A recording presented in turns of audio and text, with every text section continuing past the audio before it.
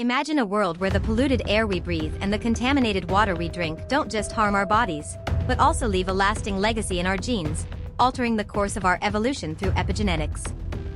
What if exposure to environmental toxins could trigger epigenetic changes that help our bodies adapt, but at a steep and unforeseen cost to future generations?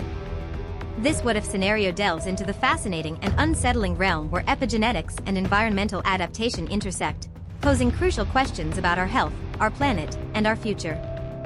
Epigenetics, the study of gene expression changes that don't involve alterations to the underlying DNA sequence, is a relatively new and rapidly evolving field that has revolutionized our understanding of how environmental factors influence our genes.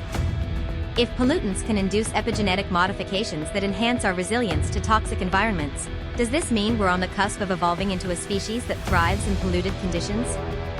However, such adaptations might come with a terrible price, a gradually accumulating burden of genetic changes that could impair the health and viability of future generations, challenging the very notion of progress and adaptation. For instance, consider a community living near a heavily polluted industrial site, where years of exposure to toxic chemicals have led to epigenetic changes that allow them to tolerate higher levels of pollution. While this might seem like a beneficial adaptation, it raises critical questions about the long-term effects on their health, fertility, and the potential for these changes to be passed on, silently reshaping the human gene pool. The implications are profound and complex, intertwining with ethical, social, and biological dimensions that demand a multifaceted examination of what it means to adapt and survive in a world fraught with environmental challenges. As we wrestle with these implications, we must also consider the tested hypothesis that the epigenetic adaptations are reversible and could potentially be reset if the environmental pressures that drove them are removed, offering a glimmer of hope for mitigation and intervention. Yet, this too poses its own set of questions regarding the timeline of such reversals, the thresholds beyond which changes become irreversible, and the role of individual versus collective action in shaping our epigenetic destinies.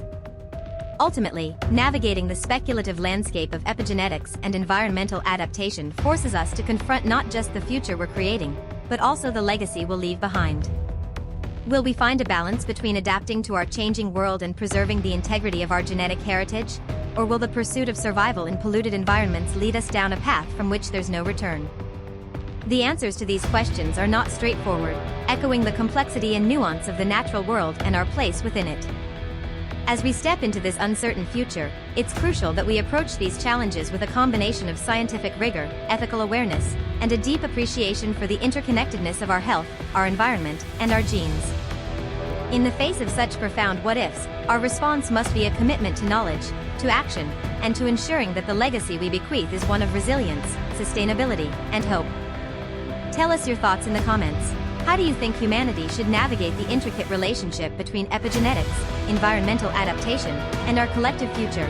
And what steps can we take today to ensure a healthier tomorrow? The future is not yet written, and it's in our power to pen a story of adaptation, survival, and thriving, not just in spite of our challenges, but because of how we choose to face them together.